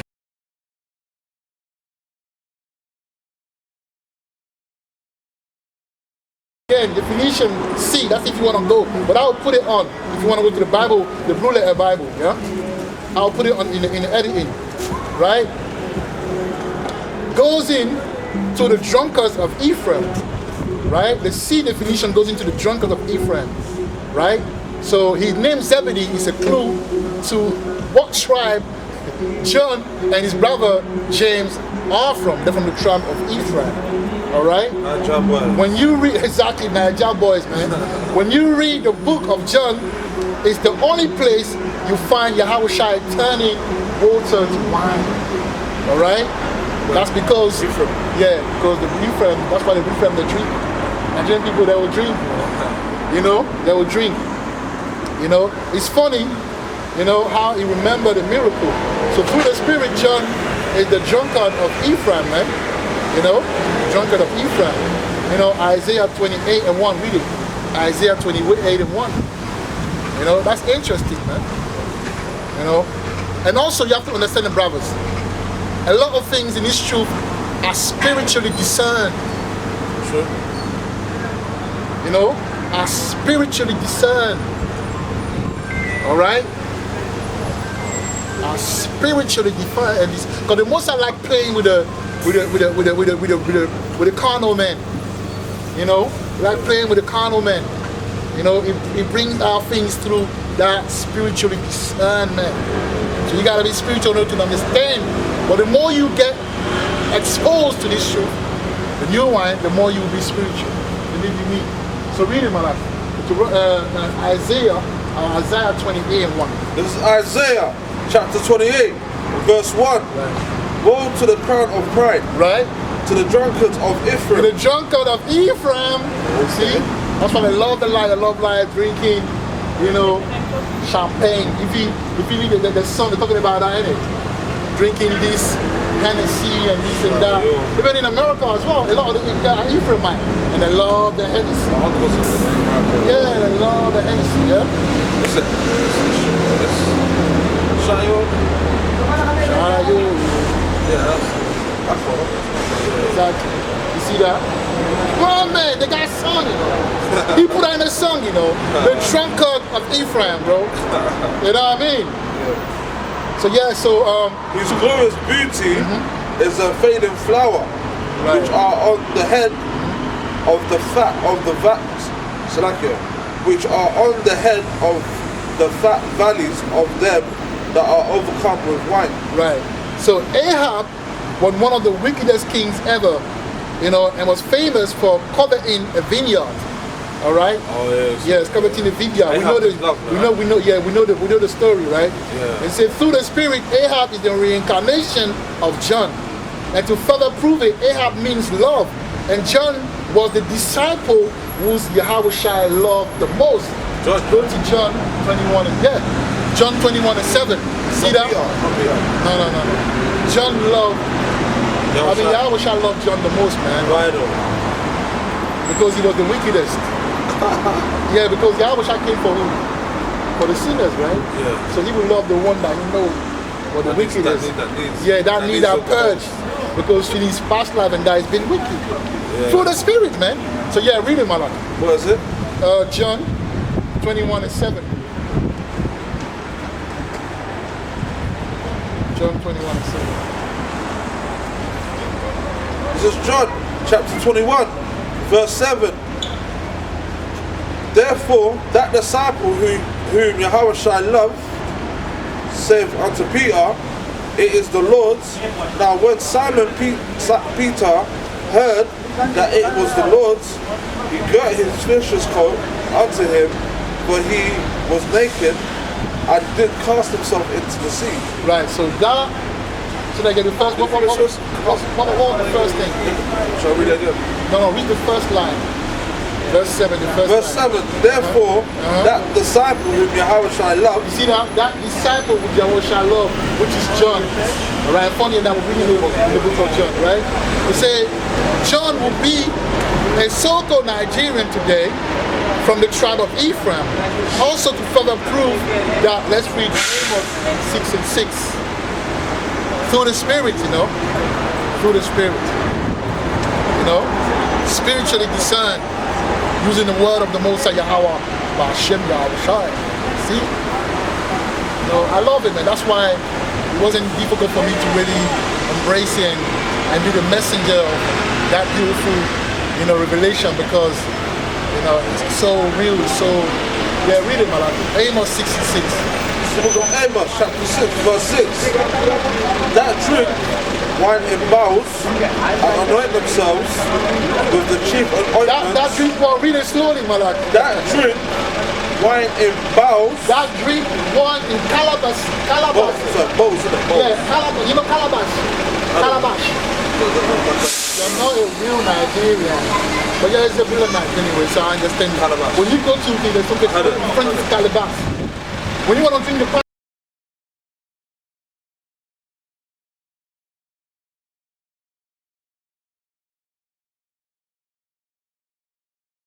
wine, they have those little calabash you put it in.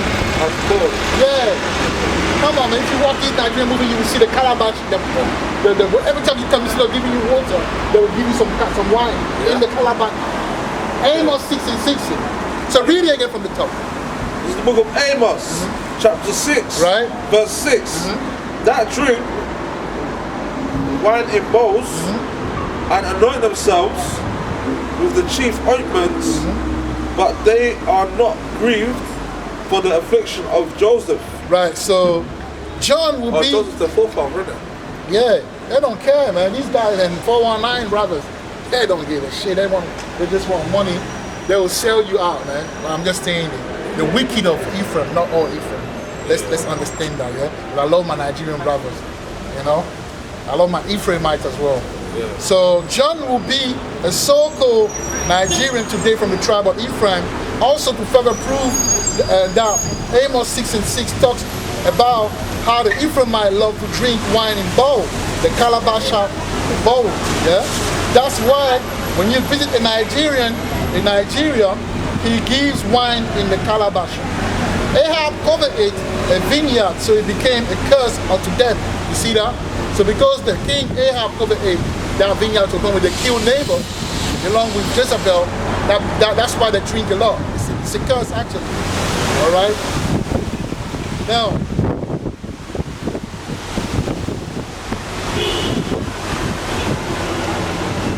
right, Yahawashi came for the sinners, so Ahab, being John in reincarnation, was very wicked.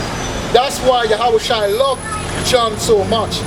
Another thing that show you that James and John were Ephraimite is the tactics that they used against Yahawashi. Read Matthew 20 to 22. They brought that 419, man. The sons of Zebulon, they did something. That's that 419 right there. Was it? Read it. Matthew 20, start 20, finish at 22.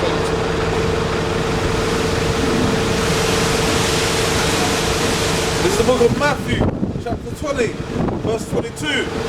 But Yahawashi answered and said, Ye know not what ye ask. Are ye able to drink of the cup that I shall drink of, and to be baptized with the baptism that I am baptized with?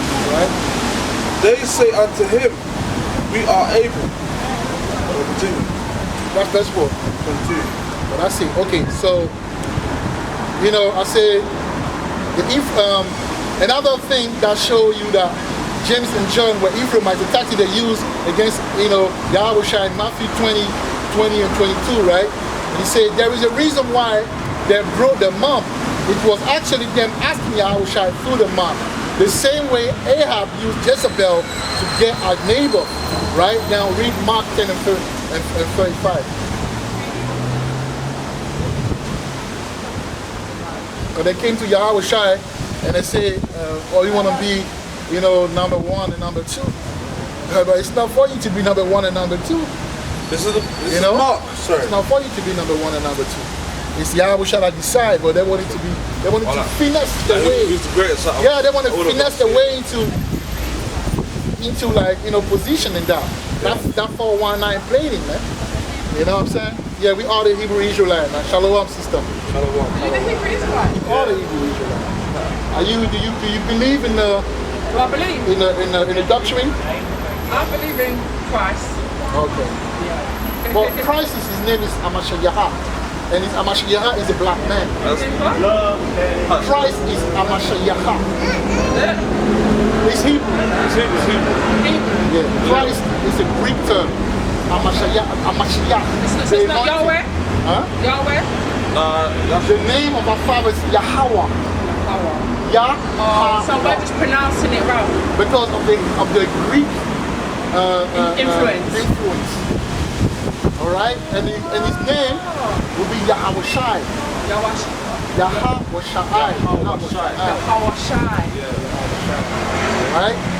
So yeah, I mean, if it's important to know the name because in Acts 4 and 12 it tells you that. Alright, shalom. At least you got that. Yahweh and Yahawashi, yeah? Shalom. Yeah, we must carry on our life, because I want to, so read Mark 10, 35 now. This is Mark chapter 10, verse 35. Right. And James and John, the sons of Zebulon, Right. came unto him, saying, Master, we would that thou shouldest do for us Right. whatsoever we shall desire. That it, right? Yeah. All right, so you can read the rest, right? And he say, James and John knew there were Abraham and Jacob. That's why they asked Yahawashi who Isaac is. Who is Isaac? Because Yahawashi was Isaac. If they could sit on his right hand and his left hand, so that will make John number 1. When you count him in Ashawana Kwadash, you count from your right. So that would make John number 1, Yahawashi number 2, and James number 3. So they're actually John wanting the position of Yahawashi without even, it's deep, man. Yeah. Take time with it, it's deep. Right? They're using supplanting tactics. That's why Yahawashi took them to the Transfiguration, because they represent the patriarch, right? And for those that doubt that Yahawashi is Isaac, they have to read Genesis 49 regarding his teeth being white, right? Which goes back to Isaac, Isaac means laughter. And when you open your mouth to start laughing, what do you see? Teeth, all right? And the first thing you see when someone laughs is his teeth. And also that's why John was the only person who saw Yahawashi being crucified. But that goes back to Abraham also sacrificing Isaac. Hence why, attempting to sacrifice, almost sacrificing Isaac, or attempting to sacrifice Isaac. Hence why John is called the eye, right? Weakness, right? John 1 and 15, right? That's why John had to be there to witness that. For those that don't believe that James was Jacob reincarnated, right? James is the English way of saying Jacob, Yahawashi. All right? Now, let's go into Paul now. All right? The reason why Apostle Paul is chosen as a vessel for the scattered, but remember, Paul was the apostle to the Gentiles, right? So, Benjamin is the 10th stone of Israel. See, Benjamin, when you look at the 12th stone of Israel on the breastplate, Benjamin is the 10th, right? Yo, Samuel, I'm teaching. What's going on? Yes, Samuel.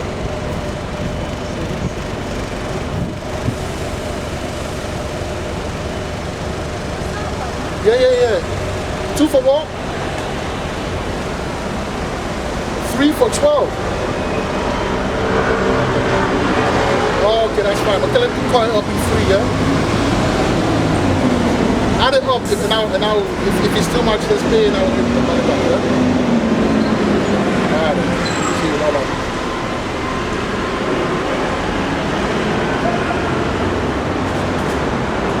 Right. So the reason why Apostle Paul is a chosen vessel for the scattered is because Benjamin is the 10th stone of Israel, which is similar to the 10th lost tribe of Israel. The northern tribe, all right, carried away. It is symbolic, and also 10 can go back to Zebulon because he's the heaven of sheep. All right. Paul is known to be selling a law. Paul was living in the land of Zebulon, which is the 10th son, right? Okay. He was called Paul of Tarsus because it's a beryl-like color, the yellow-like color, right? In Nashiwana Kwadasha, the beryl, the 10th stone of Israel, the beryl, and it's a yellowish color, which I will show in my editing, right? Paul was known as Saul because he is the reincarnation of King Saul. He persecuted the tabernacle of David the first time when he was Saul, right, which is the church. Then came back again and persecuted the church again, and that's why his name was Saul before he changed his name to Paul. Paul means small, which is referring to Benjamin being the little tribe. When you go in the Bible, say that, oh, little Benjamin. Yeah? If you pay attention, Doeg was the shepherd of King Saul. It was the king shepherd, was the head, of King Saul, which was a Edomite, right? Which is symbolic for Paul being sent to the Gentiles. He was given the office of the Gentile because Paul could speak the language, and also Galilee was full of the heathen. All right, Tarsus is to do with Caesarea Philippi, and a town called Skida, I believe in Nigeria. All right. Now, the beryl takes you back to one of the sons of Javan. When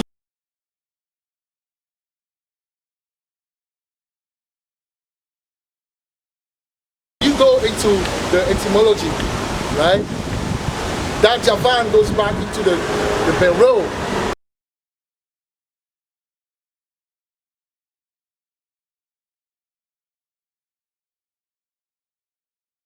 Yeah? And it takes you back as well to Javan. And you know that Javan became Greece. But Javan are the son of Japhet. But they became, the Grecian. Greece. Through who? Alexander the Great. Right? And Esau stole the nationality of Javan. So that shows you that Paul was chosen for the Gentile. Greece. Javan. Alright? Because that Tarsus, goes back to beryl. When you go to Tarsus, it goes back to beryl, right? And beryl also means Javan. I'll break it down in the editing so you can understand what I say, because it might be a bit technical. All right. So my point is this: Paul was sent to the Gentiles, and it was called Paul of Tarsus. All right. And Tarsus goes into beryl, and beryl goes into Javan. All right, so that shows that Paul was chosen for the Gentiles, Greece, Javan. Paul was sent to Greece, which is Javan, Yayan, yeah? And Javan goes into Yayan, the drink. And that's why the ministry of Paul was the new wine, right? Because you understand, Paul was killed for this ministry. Why? Because he was speaking to the Gentile, meaning the scattered Israelite. And the brothers of the circumcision was hating on Paul. But they were like, why are you speaking to these heathen? Though they were Czech, but they were moving like heathen. Antiochians. The Antiochians, right? So you see how intricate Yahweh is? See how intricate Yahweh is?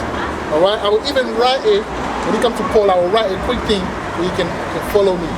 Because I speak. But when I write it, you will understand, right? Now, go to 2nd Ezra 13 and 14. Right, my love. Go to 2nd Ezra, so verse 4, yeah? Right, 2nd Ezra 13 and 44. 2nd Ezra 14 and 44. 14. 2nd Ezra 13, 44. This is the book of 2nd Ezra, chapter 13, verse 44. For the Most High then shewed signs for them and held still the floods till they were passed over. Right. see that? Hell still the flood, so they were passed over. And I will let you know what that flood is. Go to your phone and read Acts 27 and 14. Act 27 and 14 on the NLT. I got my tomato sauce. I got my, you can get 2 packs of garlic. 14, yeah. A couple packs of garlic. 17 to read on. No, 27 and 14, yeah, and 17. Jump to 17. To 17, yeah? 14 to 17. Act 27, you read 14 and you jump to 17. What? The NLT?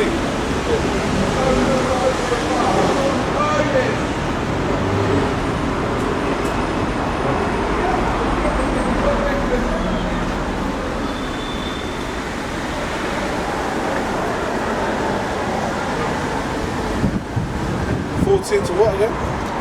17. I said read 14 and then you jump to 17.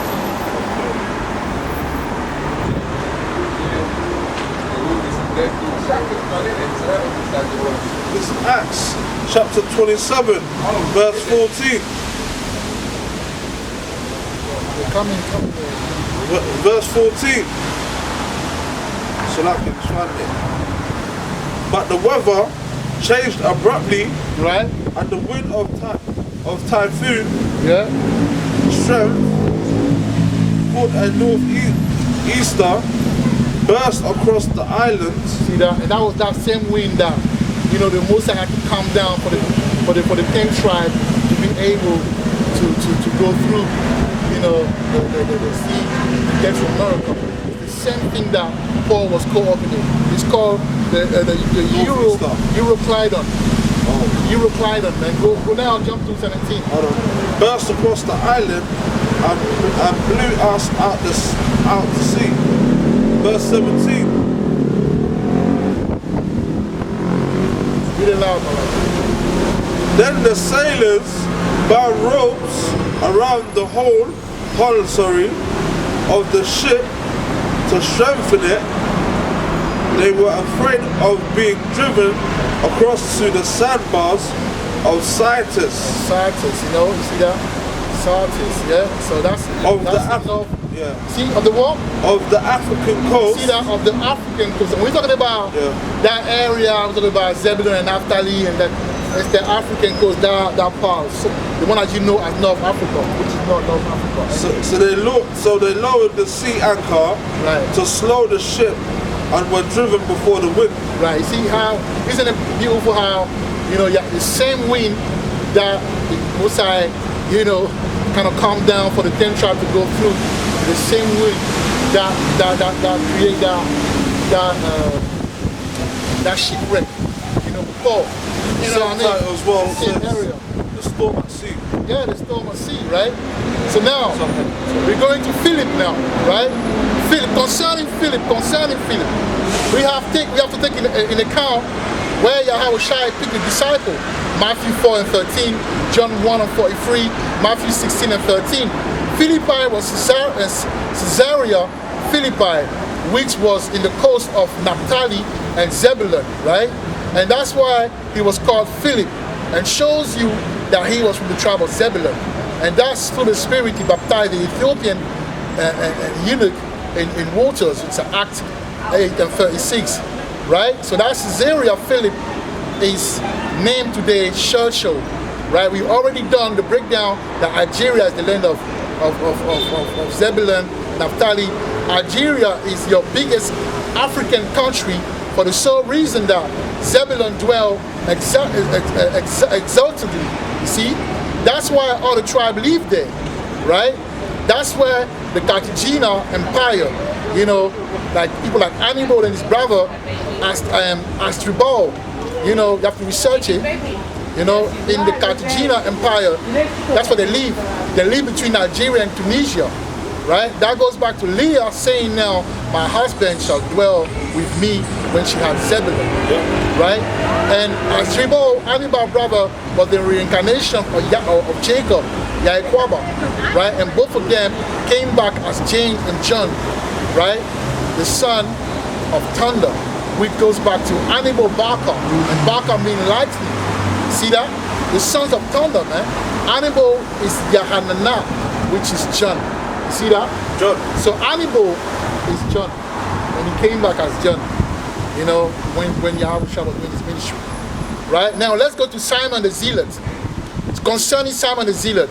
He's from the tribe of Levi, because Zealot goes back to Sicario, which goes back to the Maccabees. The Sicaries were the last of the Maccabees as far as the deed and the military might and zeal. He was a remnant of the Maccabees, the Zealot Levites, all right? And them refusing to become Hellenized, you know, they call themselves Canaanites, all right? Hence, Simon the Canaanite, all right? Because he was keeping it real, keeping it, you know, original. He didn't want to be, you know, Hellenized, so to speak, right? He was an Israelite that refused to conform to the ways of the heathen, hence him being referred to as being a Canaanite, as the land of Israel was in the land of Ham, or Canaan, his son, right? So in better terms, he was devoted to keeping the old tradition, be a culture, accent and language, right? Which can also point us to his, you know, other known name as Zealot, which in the case of the Zealot of Israel, a notable person such as the Maccabees are a well-known bloodline of Levi who demonstrated absolute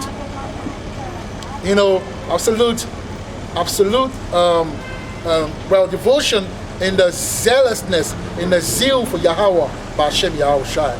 So Simon the Zealot will not only be a Levite, he will also be of a stock of the Maccabean bloodline.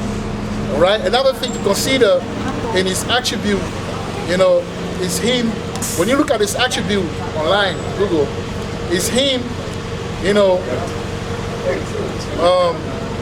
holding his soul in his hand, right, which could relate to his martyrdom, right, and zeal to hew down any man who did not conform to the ways of Yahweh's will, right, as the Maccabees did in their time, demonstrating this zeal to maintain law and order among the people.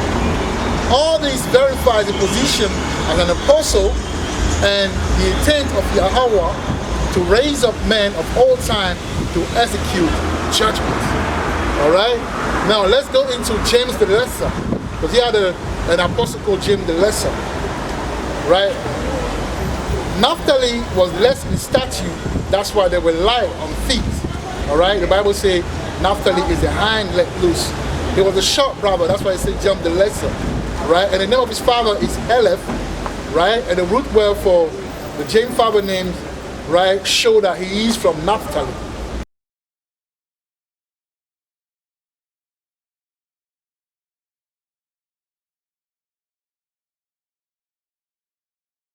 All right?